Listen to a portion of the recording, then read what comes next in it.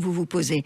Alors aujourd'hui, David, qu'avons-nous au sommaire? Et nous avons, il n'y a pas d'âge pour oser en parler du scandale financier lié à ces fameux 418 milliards d'euros de pénalités que les géants de la grande distribution devraient payer suite à des constructions illicites de leurs hypermarchés en région PACA. Et il y a du nouveau? Eh bien, il y a du nouveau dans le dossier qu'on ne lâche pas et on va tout vous dire dans un instant. Il n'y a pas d'âge pour être en forme. Comment bien protéger son microbiote? Vous savez, c'est la flore intestinale pour ne pas être malade cet hiver. Il n'y a pas d'âge pour s'occuper de son animal. Avez-vous pensé à assurer votre animal de compagnie? Eh bien, vous allez voir que c'est très important. Il n'y a pas d'âge pour s'informer. Vivre le plus longtemps chez soi est l'un des secrets de longévité.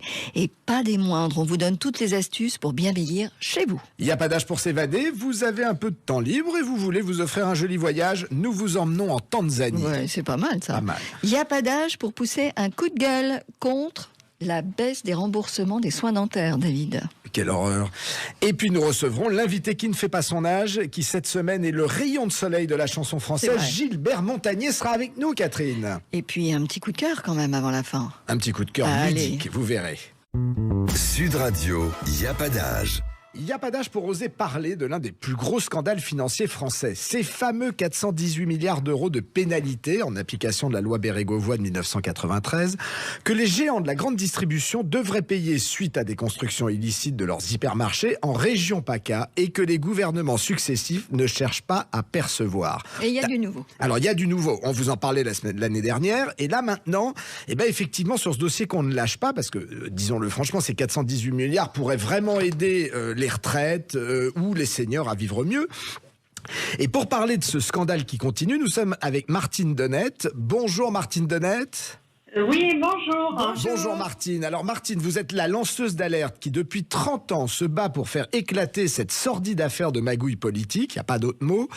Alors, le 13 septembre 2022, il y a quasiment un an, Martine, vous avez remis votre livre en main propre aux assistants de 577 députés, 348 sénateurs et 4 ministres. Alors, un an plus tard, Martine, combien de réponses avez-vous reçues et quel type de réponses vous avez reçues? Eh bien, tout d'abord, oui, nous avons remis notre livre le 13 septembre à tous les députés et les sénateurs avec un courrier qui expliquait les dysfonctionnements de l'urbanisme commercial en leur demandant de faire une enquête. Et le 14 septembre, on a tenu un point rencontre pour leur expliquer à ceux qui ont bien voulu s'arrêter à ce point rencontre et de nous écouter. Mais on a aussi envoyé notre livre au président des maires de France, 4 ministres, Bruno Le Maire, Gabriel Attal, Éric Dupond-Moretti et Madame Olivier Grégoire. Eh bien, sur 577 députés, 348 sénateurs, 4 ministres, seulement 13 députés et 2 sénateurs ont accusé réception de notre livre. Monsieur Isnard nous a aussi répondu. Monsieur Attal et Madame Grégoire nous ont dit qu'ils avaient bien reçu le livre. Le coût de l'opération pour nous, l'association, on n'a vraiment pas de moyens, ça nous a coûté 2500 €.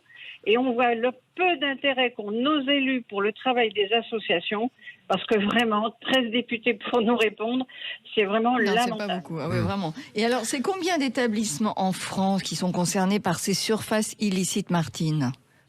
Eh bien, il faut savoir que c'est les surfaces illicites. Alors déjà, il y a les surfaces illicites créées par les hypermarchés qui n'hésitent pas à ne pas respecter la loi, mais aussi vous avez des circulaires anticonstitutionnelles, c'est-à-dire que c'est Bercy qui fait des circulaires pour leur donner des autorisations. Et nous, on estime, suite à des rapports qui ont été faits au Sénat et à l'Assemblée nationale, il y aurait plus de 9600 établissements qui auraient profité en 2008 de réaliser plus de 1000 m² de surface illicite. Wow. Donc ça, c'est complètement scandaleux et c'est là-dessus qu'on aurait voulu que les députés et les sénateurs s'intéressent. Mais en plus, vous avez aujourd'hui la circulaire de 2017 et là, ce sont toutes les surfaces de moins de 1000 m² qui sont aussi, qui trichent aussi et qui contournent la loi. Alors ça, c'était Martine, c'était la circulaire que Michel Sapin avait signée en catimini avant de partir.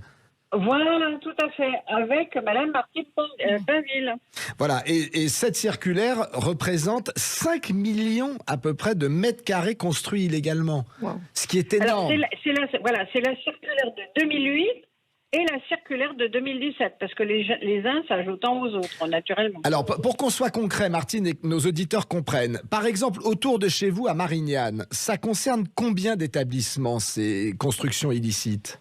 Eh bien, nous, autour de 20 km, puisque c'est vraiment très proche de chez nous. On a Alors, il faut quand même qu'on précise en même temps, c'est pas parce qu'ils ont une autorisation, parce que vous avez des autorisations qui sont totalement illégales, et qu'on n'a pas pu aller, que les juges et les procureurs n'ont pas voulu contrôler. Donc on a par exemple Carrefour Vitrolles, c'est 5625 mètres carrés. À Leclerc Plan de Campagne, c'est 3050 mètres carrés. Babot de Plan de Campagne, c'est aussi 4050 mètres carrés. Carrefour Châteauneuf, c'est 4000 mètres carrés qui sont complètement total illégales. Et en plus, à Leclerc Marignane, alors l'apothéose, vous aviez aussi l'association service qui avait obtenu un refus d'autorisation du préfet. Parlez dans le téléphone, Martine, on vous entend mal. Oui, vous aviez aussi le Leclerc de Marignane qui a obtenu un refus d'autorisation pour la station-service et l'éloignement par rapport aux habitations qui roule toujours, qui est toujours ouverte. Oui, c'est-à-dire qu'ils n'en ont rien eu à faire. Voilà, tout le monde ne s'entend pas. C'est ça. Alors, les mètres carrés en plus de surface de vente supplémentaire ou illicite de ces hypermarchés ont une incidence sur les villes les plus proches, ne serait-ce qu'en ce qui concerne les commerces de proximité, j'imagine. Tout à fait.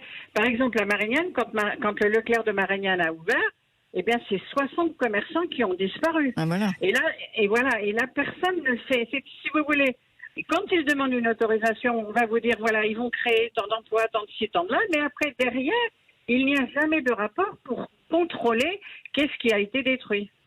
Alors, les différents préfets que vous avez sollicités pour faire cesser ces infractions, ils n'ont jamais bougé. Est-ce qu'il y a pour vous une omerta autour des malversations des acteurs de la grande distribution ? Eh bien oui, c'est plus qu'une omerta, parce que si vous voulez, ils sont tous complices. Vous avez la direction départementale des territoires et de la mer, de toute manière, ils ne vérifient pas les dossiers. Donc ils peuvent faire des mensonges, ils peuvent faire de fausses déclarations. Après, vous avez la direction de la concurrence et de la répression des fraudes. Quand elle va contrôler, elle reste sur les fausses déclarations du départ. Après, vous avez toute l'administration qui est complice. Voilà, c'est ça. Donc, ils se protègent mutuellement. Donc, c'est pour ça que c'est l'omerta, parce que ça démarre à la direction départementale des territoires et de la mer, la direction de la concurrence et des fraudes, le préfet, les ministres, enfin, tout le monde. Et voilà, et quand on arrive devant la justice, la justice, elle défend l'administration. Alors, il y a plusieurs mois, quand on vous a reçu donc, sur cette antenne, vous n'aviez pas réussi à vous faire entendre. Est-ce que la situation, là, elle a changé ? Est-ce que ça bouge ? Vis-à-vis de la justice ? Oui. Alors, vis-à-vis de la justice, fort heureusement, on vient d'avoir enfin la première fois, c'est-à-dire avec l'affaire Fillon, c'est pas vieux, c'est du 28 septembre de cette année, enfin, ils ont reconnu que les procureurs et les juges d'instruction détournent les procédures. Mais nous, c'est ce qu'on dénonce depuis 30 ans. On dit que depuis 30 ans, les juges et les procureurs ne respectent pas la procédure pénale. Ils n'écoutent pas les parties civiles. Ils ne prennent pas leurs pièces de preuve. Bon alors écoutez Martine Denette, comme avec votre compagnon de croisade Claude Diot, vous ne lâchez rien, on va prendre de vos nouvelles dans le courant de l'année pour voir où en sont les procédures que vous avez lancées et celles que vous allez lancer. Merci beaucoup Martine d'avoir été avec nous. Martine, courage. Merci. Merci beaucoup. Alors reçu. Martine, pour les auditeurs qui nous écoutent, le nom de votre association ? C'est en toute franchise, au singulier. En toute franchise. Merci beaucoup et rappelons que ces 418 milliards d'euros permettraient effectivement d'avoir en France des retraites confortables pour tout le monde, de combler 30 fois le trou de la sécurité sociale ou d'annuler 5 années d'impôt sur le revenu, ce qui est énorme. Catherine ?